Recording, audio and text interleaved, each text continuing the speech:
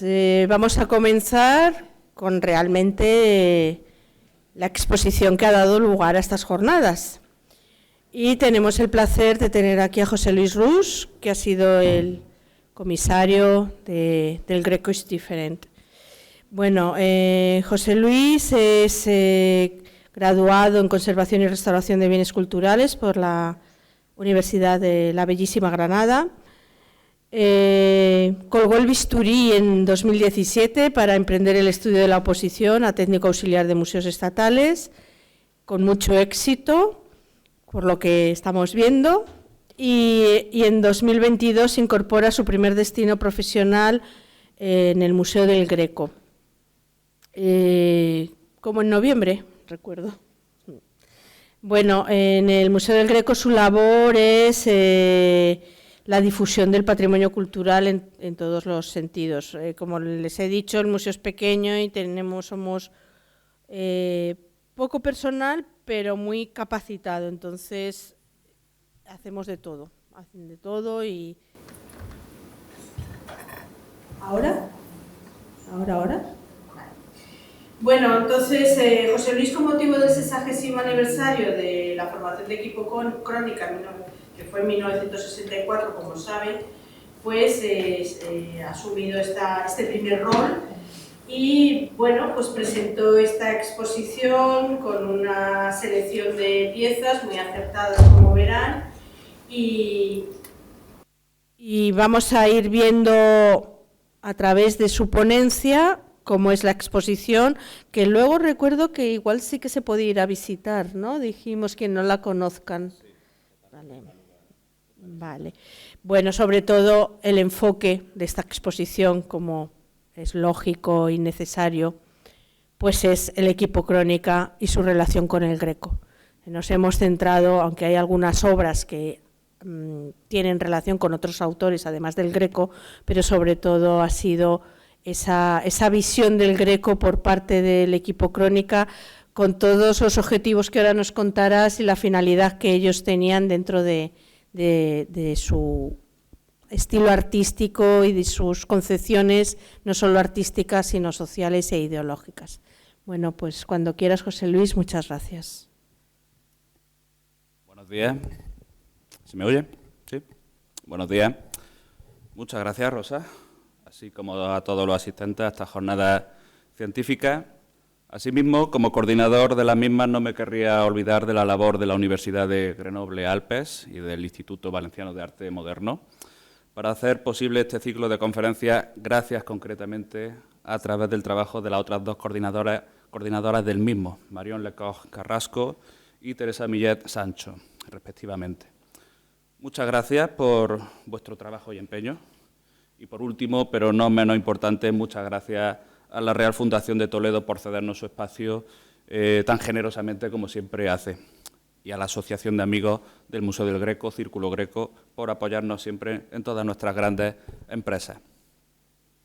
Bien, como así ha indicado Rosa, yo soy el comisario de esta exposición, el Greco is Different, la cual nos ha dado la excusa perfecta para organizar esta jornada y, sobre todo, para aprender de los mayores especialistas en la obra de equipo Crónica, los cuales a lo largo de estos 2 días nos ilustrarán en cuestiones varias como es la crítica en torno a equipo Crónica, la influencia del cómic en el grupo o su técnica, por poner unos pocos ejemplos de los muchos temas que trataremos. Temas sobre los cuales, lo recalco de nuevo, nos ilustrarán varios de los máximos expertos en equipo Crónica. Por mi parte, y en comparación con ellos, mi conocimiento es mucho más limitado. Dicho esto, si consigo satisfacer sus expectativas, ello dará buena cuenta de la calidad profesional del resto de ponentes reunidos. Como comisario de esta exposición, les quiero proponer un primer acercamiento a su contenido a aquellos que aún no han tenido la ocasión de visitarla, así como una lectura en mayor profundidad para quienes ya han disfrutado de la misma y desean ampliar sus conocimientos. Bien. La muestra que nos ocupa comprende un total de 12 obras, un número acorde a las dimensiones de un museo de ambiente como es el nuestro, 12 obras entre pintura, escultura, artes gráficas y cómic, inscribiéndose la mayoría en la que por sentido narrativo es considerada la primera serie pictórica de equipo Crónica, La Recuperación, en la cual el Greco es uno de los artistas más citados junto con Velázquez y Goya. En primer lugar, quisiera desentrañar el porqué del título de la exposición en torno a la cual estamos celebrando estas jornadas científicas. El Greco is different. Si bien al mismo tiempo espero que mi explicación sea de lo más redundante, pues sería señal de que todo el mundo entendió la referencia a la primera y que le pareció al menos la mitad de ingeniosa que cuando se me ocurrió a mí. Esperemos. En cualquier caso, creo que siempre resulta interesante e inmensamente ilustrativa la explicación que un comisario le da al título de una exposición. Como a buen seguros se pueden imaginar, ustedes, el Greco is different, viene a parodiar el archiconocido eslogan Spain is different, nombre de la campaña publicitaria que en 1967 el Ministerio de Información y Turismo, presidido por aquel entonces por Manuel Fraga, impulsó con el objetivo de atraer principalmente a los turistas europeos. Como pueden observar ustedes a través de las imágenes de la diapositiva, según esta campaña publicitaria, España en los años 60 era un país en el que poco menos que sus ciudadanos se pasaban la vida entre romerías y corridas de toros, bailando sevillanas, castañuela en mano. Es así que quiero rescatar un testimonio muy revelador, el siguiente. Dice así: el apotegma de que África empieza en los Pirineos corre muy válido por Europa. Increíble parece la ignorancia común de cuántos fuimos y de cuántos somos. Cualquiera que haya estado algún tiempo fuera de España podrá decir lo que le preguntan o lo que dicen acerca de su país. A mí me han preguntado los extranjeros si en España se cazan leones. A mí me han explicado lo que es el té, suponiendo que no lo había tomado ni visto nunca. Y conmigo se han lamentado personas ilustradas de que el traje nacional, o dígase, el vestido de majo, no se lleve ya a los besamanos ni a otras muchas ceremonias solemnes. Y de que no bailemos todos el bolero, el fandango y la cachucha. Difícil es disuadir a la mitad de los habitantes de Europa de que casi todas nuestras mujeres fuman y de que muchas llevan un puñal en la liga, en alusión a la Carmen de Mérimée. Así relataba un siglo antes, en 1868, la percepción que se tenía de España en el extranjero Juan Valera, a quien todos podemos conocer sobre todo por ser el autor de Pepita Jiménez, una de las obras cumbres de nuestra literatura decimonónica, pero que también desarrolló una dilatada carrera profesional como embajador en países como Estados Unidos o en el Imperio Austrohúngaro. Con estos precedentes, agravados por el aislamiento político del régimen franquista, el aparato propagandístico, bajo el mando de Manuel Fraga, ideó una campaña publicitaria que hacía de la imagen que se tenía internacionalmente de España como de país atrasado una ventaja. Así, España no es mejor ni peor, es diferente. Incluso se podría decir un destino exótico. Con este marketing, el departamento franquista se proponía dos objetivos: lograr el reconocimiento político de una dictadura que seguía siendo tan cuestionada en el concierto internacional y, en segundo lugar, atraer el turismo, fundamentalmente europeo, y hacer de esta naciente industria uno de los puntales del nuevo modelo económico español de los años 60. Lo cierto es que este segundo objetivo se cumplió con creces, lo cual, sin llegar a conseguir el beneplácito de nuestros vecinos europeos, redundó en cierto blanqueamiento del régimen. Spain is different fue un éxito. Si bien no hay que pensar en este mensaje como una declaración de intenciones hecha, lanzada únicamente hacia el exterior, entre los españoles este mensaje tuvo un resonado eco, hasta el punto tal de que terminó calando en la cultura popular y a día de hoy este eslogan se sigue utilizando para calificar situaciones a menudo surrealistas, esperpénticas o berlanguianas, que nos parecen que solo podrían ocurrir en España. Y nótese el uso consciente, nada casual, que hago de este último adjetivo, berlanguiano, por la implicación que el también valenciano Luis García Berlanga, a través del cine realista de los años 50 y comienzos de los 60, tendría en el ascenso del realismo también en las artes plásticas españolas. ¡Qué maravilla! Este fotograma no pertenece a ninguna película de Berlanga, sino al Turismo es un gran invento, título dirigido en 1968 por Pedro Lazaga, el cual no he podido evitar mencionar, tratándose de una de las mejores comedias de nuestra de nuestra historia del cine, con un graciosísimo José Luis López Vázquez, haciéndonos creer ya para siempre que todas las turistas que tomaban el sol en nuestras costas eran suecas, por lo que se trata de un film con un espíritu igualmente muy berlanguiano y muy representativo de la realidad social y cultural que estamos analizando. Y es que esa beta disparatada la podemos encontrar como una constante en el arte español desde el siglo de oro, pasando por Goya hasta llegar a la obra de Manolo Valdés y Rafael Solves y más allá. La representación en multitud de escenas y actitudes de la larguísima nómina de hombrecillos ridículos que jalonan la historia de España, hombres obsesionados con el ejercicio del poder, al cual siempre se suelen acercar desde la mediocridad, completamente faltos de la dignidad que muchas veces atesoran en mayor cantidad sus bufones. Así podemos hablar del disparate y el esperpento como consustancial a nuestras artes, como continuo descargo de los artistas ante la ignominia de nuestros gobernantes. Equipo Crónica es heredero de esta beta crítica que, como digo, bebe de la caricatura del poderoso que encontramos en nuestras artes desde el siglo de oro. Sin embargo, la concepción paródica del título de la exposición que nos ocupa también nos puede permitir analizar su enunciado desde una base enteramente literal. El Greco es diferente, pero ¿de quién o de qué?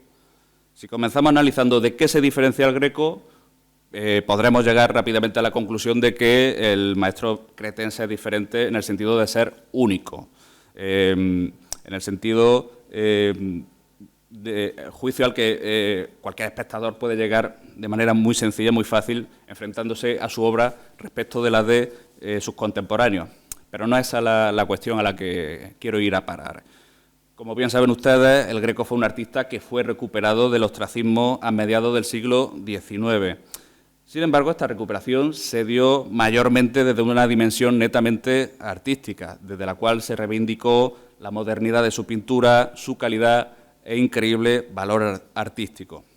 A partir de ese punto, el Greco se convirtió en una suerte de lienzo en blanco sobre el cual proyectar los juicios de valor modernos. Por ejemplo, para la generación del 98, el Greco fue considerado el mejor intérprete del alma castellana, juicio artístico e intelectual que, paradójicamente, tuvo mayor pervivencia durante el franquismo, debido a la idea de Castilla como esencia de España, y digo paradójicamente debido a la afiliación republicanista de varios de sus autores que posteriormente fueron mirados con recelo por el régimen, como Antonio Machado, Miguel de Unamuno o el propio Bartolomé Cosío, que si bien falleció un año antes de la Guerra Civil, tampoco levantó la simpatía del régimen. Aquí le vemos retratado en este maravilloso retrato de Joaquín Sorolla, que hace un par de años se incorporó a las colecciones del Museo del Prado. Bien, sin embargo, para otros tantos juicios que han pesado sobre el Greco, es interesante y muy revelador remitirnos a su inventario de bienes y concretamente al de su biblioteca, el cual siempre nos ha dado importantes pistas sobre la personalidad artística del cretense, así como sobre sus inquietudes intelectuales. Para empezar, un dato muy revelador. Cabe destacar que el primer inventario de bienes del Greco, tras su fallecimiento en 1614, en este inventario figuran 130 volúmenes, una cifra muy significativa si la comparamos con la de la biblioteca personal de otro artista con un eminente bagaje cultural y, sobre todo, con muchos más medios, como lo fue Velázquez, calificado por Antonio Palomino como erudito pintor, el cual poseía 154 volúmenes, 130 volúmenes el Greco, 154 Velázquez. Y, en segundo lugar, el hecho de que el Greco, a pesar de dedicar buena parte de su producción a la pintura religiosa, no dedicó una sola de sus famosas reflexiones en los márgenes a la religión y que solo poseyó 11 libros de 130, 11 libros relacionados con el tema, de los cuales debería consultar para adecuar su pintura al decoro demandado por la clientela. De una generación posterior, a caballo entre la del 98 y la del 27, es el famoso creador de las gregarías, Ramón Gómez de la Serna, poco sospechoso de comulgar con el régimen franquista y quien llegó a manifestar que lo oriental, lo occidental, todo se anega en el españolismo de la obra del Greco.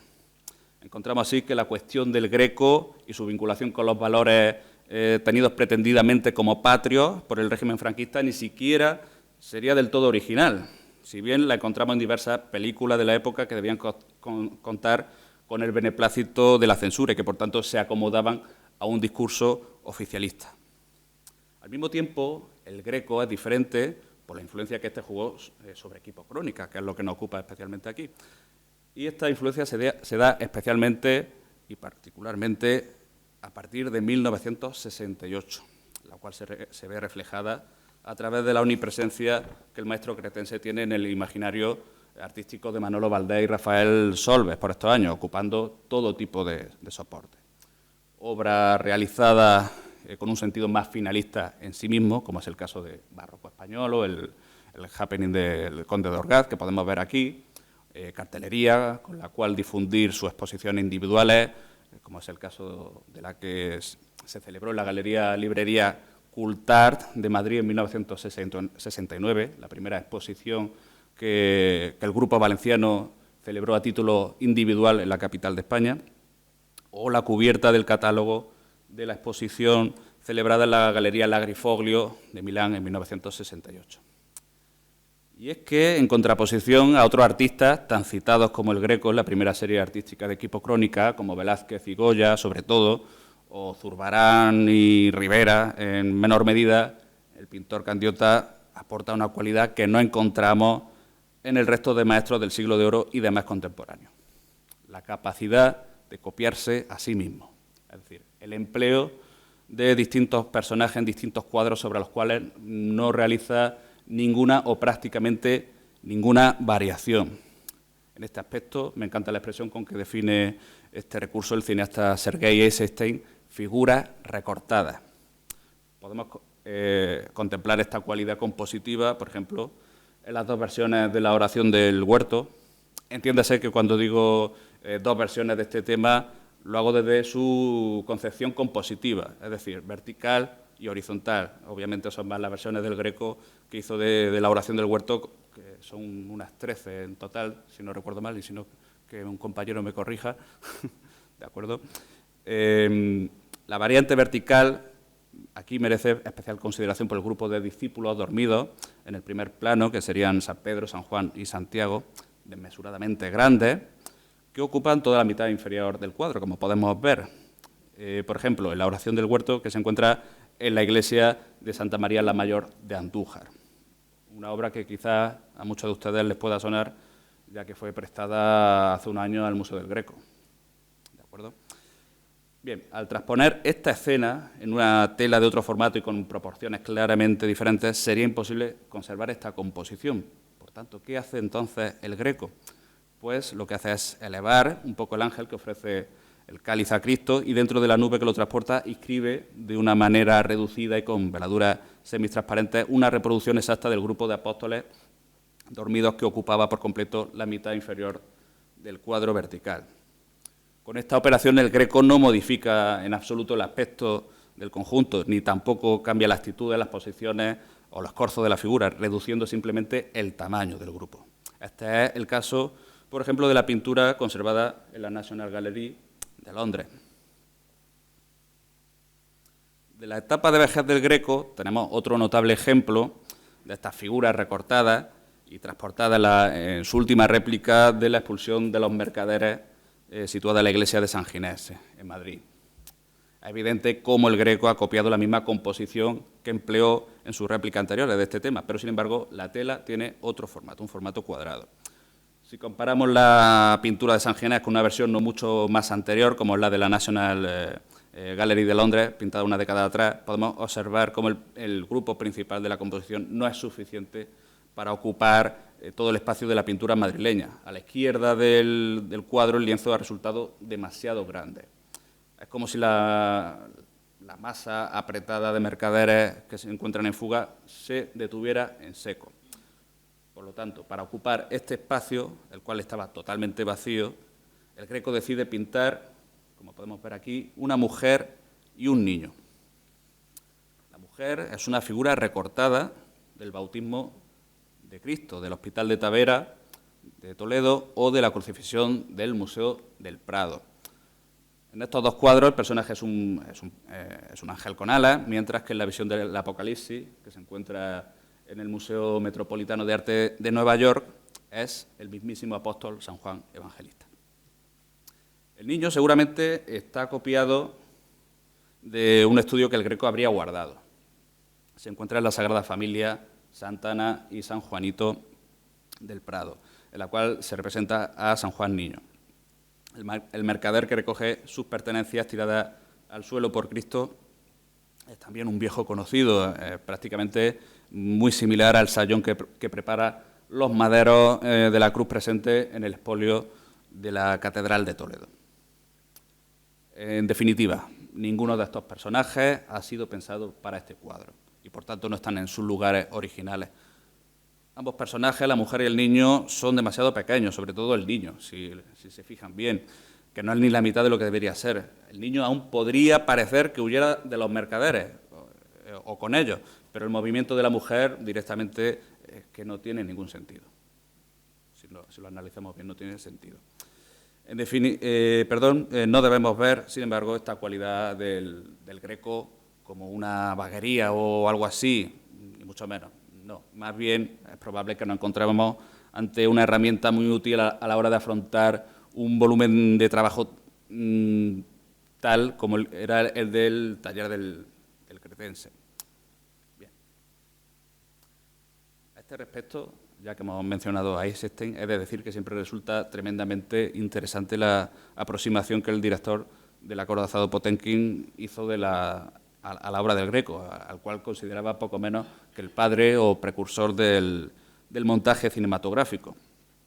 Ante todo, la visión que tiene Eisenstein de la obra del Greco es muy original, es única y muy esclarecedora. Hace ver cualidades del arte del Greco que con anterioridad no habíamos percibido como tales o sobre las cuales no habíamos visto, por así decir, mayores aplicaciones. Manolo Valdés y Rafael Solves eran conocedores, y a buen seguro, admiradores de la obra fílmica de Eisenstein, si bien desconocemos si también lo fueron del corpus teórico que el director ruso le dedicó al Greco. Como podemos ver aquí en el Summa Artis con este figurante procedente de la película del acorazado Potemkin. En cualquier caso, lo que parece innegable es que el grupo valenciano advirtió en el cretense un mecanismo de juxtaposición de imágenes que, unido a la propia naturaleza técnica de la serigrafía, dio lugar a varias de las más reconocibles obras en la producción de equipo crónica. Más adelante analizaremos la convergencia del Greco con los años en los que la estampación serigráfica estuvo más presente en la producción de equipo crónica, pero primero vamos a zanjar la cuestión de las figuras recortadas. Hemos visto ya cómo el Greco emplea estas figuras recortadas a su antojo, por completo. Pero ¿cómo lo hacen Manolo Valdés y Rafael Solves? Bien, un ejemplo muy representativo lo encontramos en dos obras presentes en la exposición, Barroco Español y el Happening del Conde de Orgaz, en la serigrafía del Museo de Arte Contemporáneo de Alicante. El grupo de asistentes al entierro de don Gonzalo Ruiz de Toledo da lugar a una composición horizontal, como si Manolo Valdés y Rafael Solves simplemente hubieran ignorado el plano celestial de la obra original, el cual dota a las mismas de toda su verticalidad. Bien. En cambio, en Barroco Español, el grupo valenciano se sirve de la concurrida masa de personajes que da lugar a un contorno de figuras completamente cerrado, que posibilita el empleo de este grupo como una suerte de fondo escénico, por así decir, en el cual se pueden acoger a sí mismos a otros personajes citados provenientes de otros cuadros, dando lugar, en este caso, por superposición, a una composición vertical.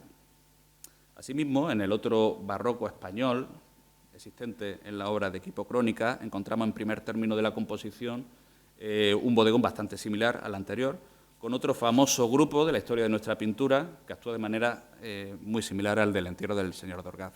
Hablo de la familia de Carlos IV de Goya, grupos que comparten la virtud de ser masas muy nutridas de personajes, de las cuales resultan contornos bastante cerrados, que permiten ocupar bastante espacio dentro de la composición y al mismo tiempo acoger más personajes juxtaponiéndolos.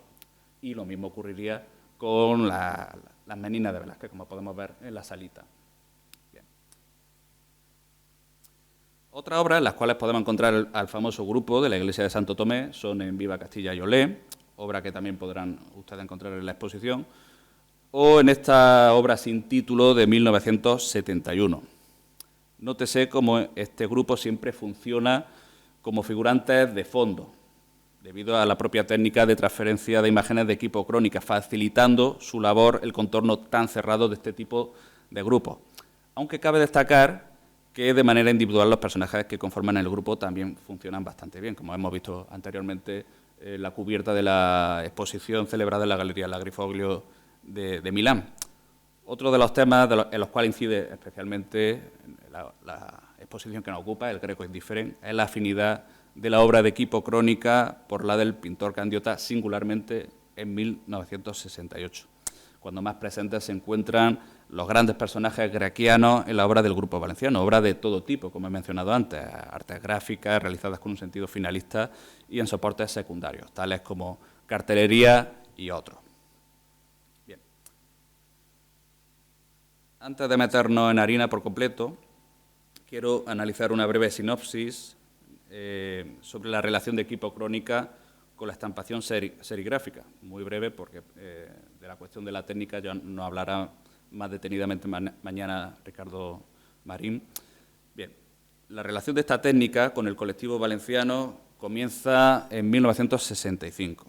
La podemos rastrear en obras tempranas como Manifestación, Bombardeo o Condecoraciones, las cuales están viendo ustedes, todas de este año 1965 y, por tanto, anteriores a su primera serie, La Recuperación. Se trata de serigrafía con poca tinta, 5 a lo sumo.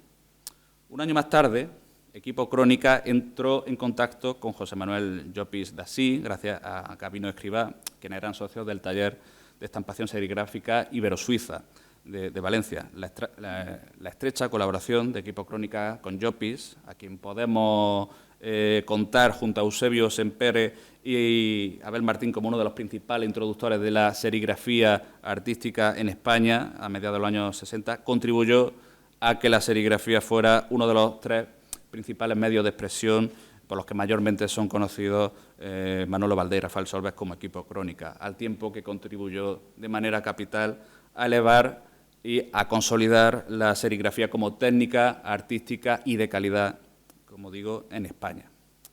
En lo relativo a adaptar elementos provenientes del mundo de la publicidad, fuera al linóleo o mediante serigrafía, su dificultad radicaba al principio no en la complejidad de la técnica, sino del autoconvencimiento de utilizar imágenes de dichas fuentes, al tratarse de un concepto artístico casi inexplorado en las escuelas de Bellas Artes de España por aquellos tiempos. Sin embargo, el cambio de paradigma vino en parte propiciado por la obra de Anna Peters y Artur Heras. En 1964, Anna Peters expuso en la Sala Mateu en Madrid un pequeño grupo de cuadros en los que usó la técnica de Rauschenberg, de transferencia de imágenes tomadas de la prensa comercial por medio de disolvente. Y por otro lado, Artur Heras expuso en noviembre y diciembre de 1964 en la Galería Martínez Medina en Valencia un cuadro en el que se muestra una imagen de la victoria de Samotracia, tomada del pintor norteamericano. Cabe recordar que Anna Peters y Artur Heras se unieron muy pronto a las reuniones que de manera quincenal Manolo Valdés, Rafael Solves y compañía, en las que se veían con el objeto de preparar la exposición España Libre, la cual podría considerarse el germen último de la formación de Equipo Crónica. Bien, en estas reuniones, además de la exposición que les ocupaba, uno de los temas estrellas fue el arte pop estadounidense, el cual llamaba poderosamente la atención de Anna Peters y Artur Heras, y que acabó monopolizando la conversación para verano de 1964, cuando en la Bienal de Venecia Rauschenberg fue premiado. Por lo que lo de la victoria de Samotracia en la famosa obra del Reina Sofía, la cultura de Occidente, nos permite ya desde acá entonces trazar una clara línea de influencia. Así pues, los artistas de la agrupación valenciana extrajeron imágenes de los medios de comunicación a su alcance, especialmente del semanario Triunfo, publicación del tardofranquismo que más nítidamente encarnó los valores de oposición al régimen y de la cual demostraron ser muy fieles lectores Manolo Valdés y Rafael Solves, pero también del cómic, de la televisión, el cine y, como no, de la propia historia del arte. Para ello utilizaron recursos como la seriación, tan utilizada por Andy Warhol, o el uso de tintas planas, sobre todo durante el periodo inicial del grupo, que adaptaron tanto al linóleo como a la serigrafía, así como el collage y el transfer.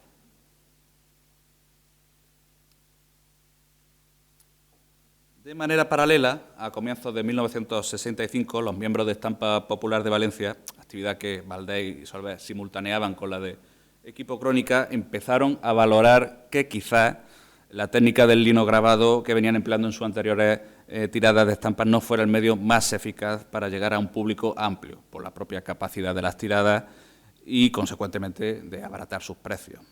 En este punto, el grupo recurre a la impresión en offset, un tipo de producción empleado para la impresión de los calendarios editados en los años 66 y 67, que se vendían en la librería Concret de Valencia y de los cuales sobraron muchos excedentes. Se descartó de esta manera este tipo de impresión, ya que no se justificaban sus costes de producción.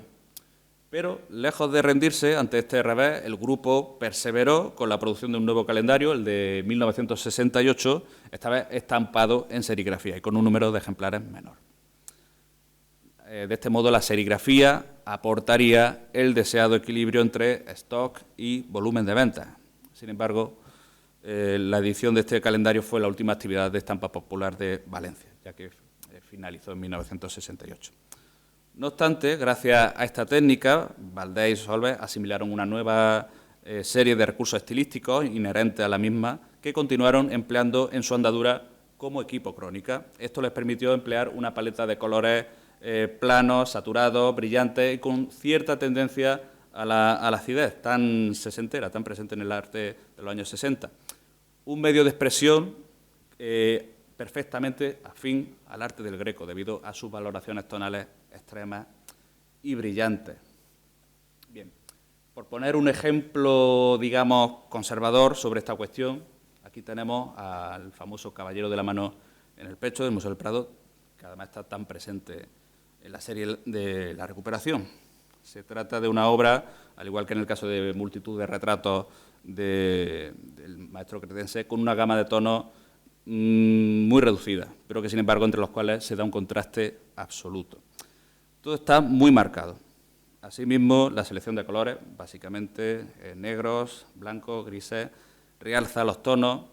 Ópticamente, los blancos y los negros funcionan como contrapuntos perfectos los unos de los otros, es decir, el negro hace más blanco al blanco y viceversa. Y lo mismo ocurre con el lustre dorado de la empuñadura de la espada. Ello es debido, entre otras cosas, al dibujo en negro con el que el Greco compone y encuadra a sus personajes durante la primera fase de ejecución, el cual respeta en gran medida conforme aplica las veladuras y empastes de color, hasta encontrarnos un acabado con un dibujo bastante contorneado que, lejos de desentonar, realza las distintas partes que conforman a los personajes grequianos. Este aspecto, desde el punto de vista de la estampación serigráfica, ofrece un grandísimo atractivo, no solo estético, sino también técnico, debido a la más fácil compartimentación de las tinturas planas que conforman la imagen que se desea plasmar.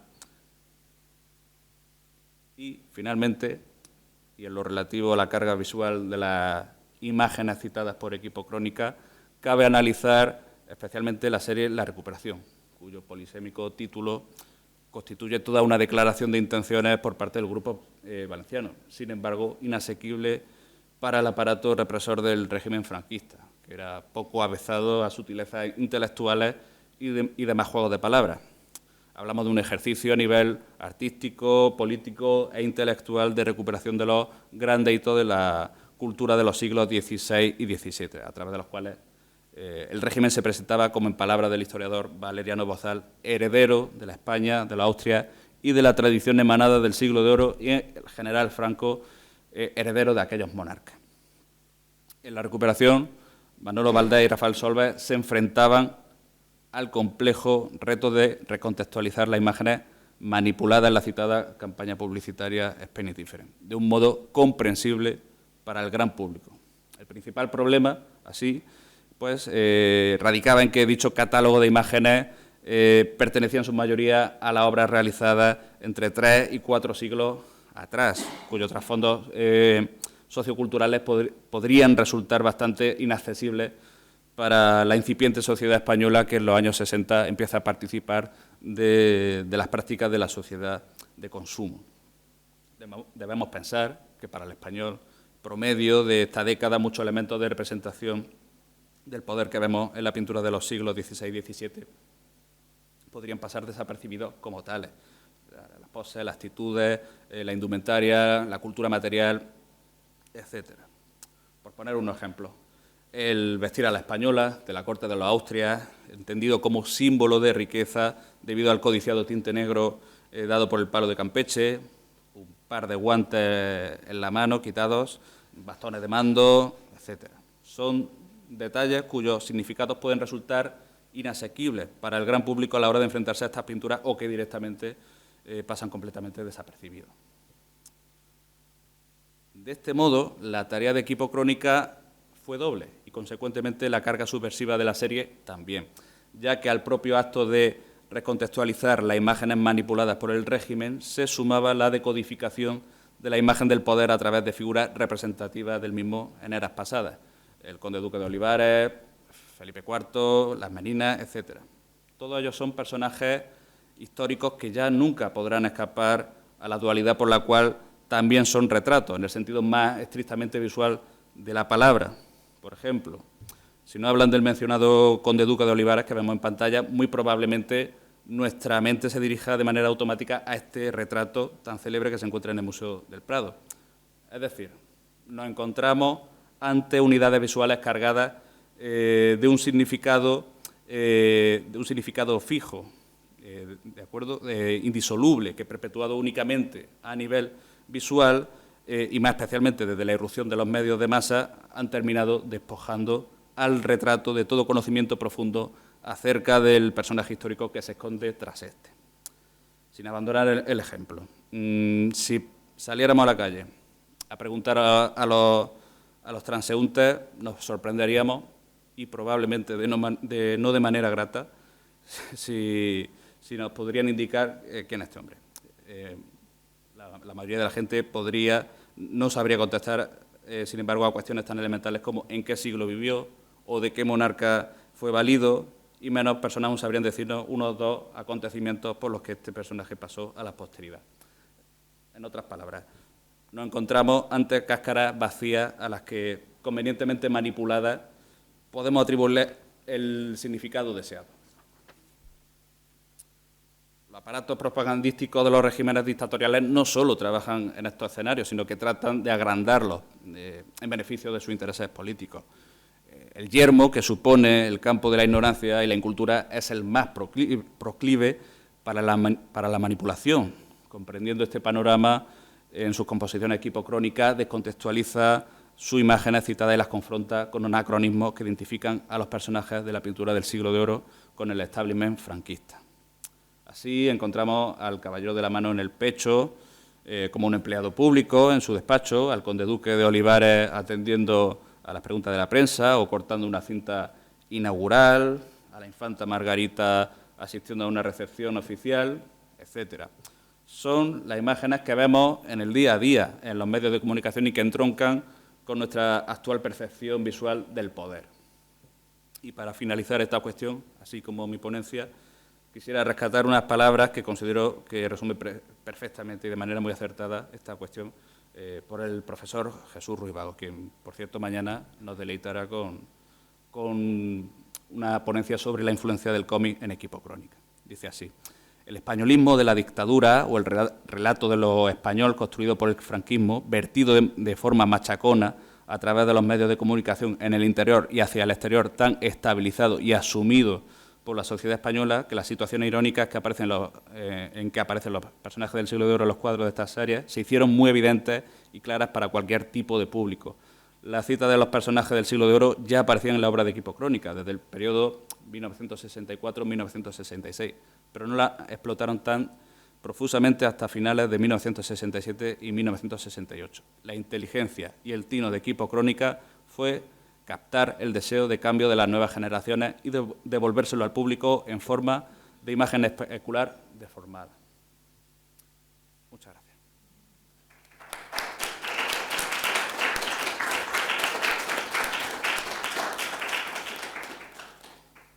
¿Alguna pregunta?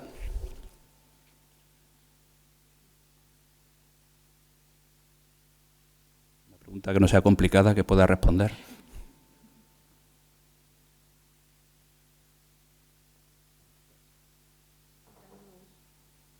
¿Cómo hilaste para la exposición? Así brevemente, no, a ver, porque si luego se va a ver. Es una hilatura muy sencilla, muy obvia, que básicamente consistía en rescatar a los grandes personajes que se encontraban insertos en la obra de Equipo Crónica. No son todas las que están presentes en la exposición, ni mucho menos todas las obras en las que está presente la influencia del Greco. Alguna fue negada, no pudo ser, ya estaba comprometida, ya que el año pasado hubo mucho movimiento en torno a Equipo Crónica, no solo en nuestra institución, sino en varias. Y bueno, la hilatura básica fue esa, armar un discurso en torno a las figuras, a los grandes personajes grequianos que se encontraban insertos en la obra de Equipo Crónica y ver de qué manera se encontraban presentes en la misma y comparándolas con cómo se encontraban presentes otras citas de otros autores tan citados como Velázquez o Goya. Es decir, el Greco ni mucho menos es único en esta cuestión numérica. No solo la encontramos a él, sino que la recuperación, como he dicho antes, los otros dos artistas más citados son Velázquez y Goya. Pero es verdad que, no me cabe duda de ello, el Greco presenta una serie de cualidades que estoy seguro que percibieron como tales Manolo Valdés y Rafael Solves, que por ejemplo no podríamos encontrar en Velázquez o en Goya o en Zurbarán. Por lo tanto, la hilatura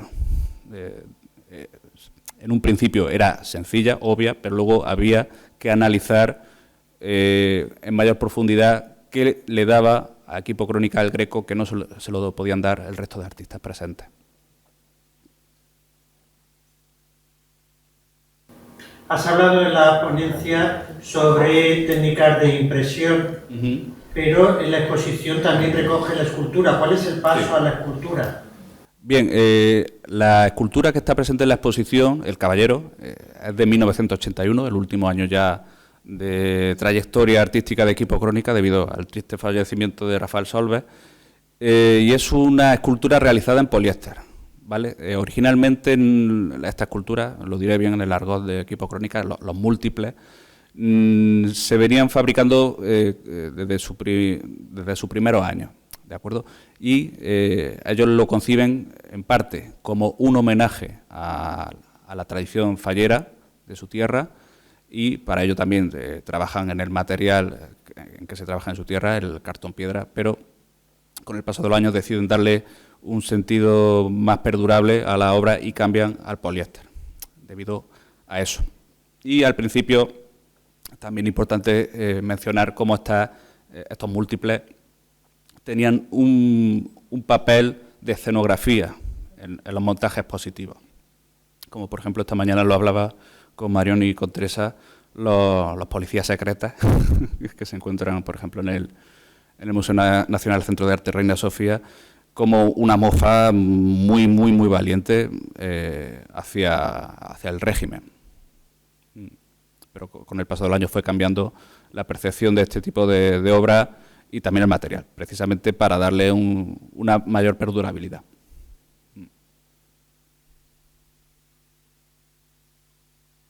¿Alguna pregunta más?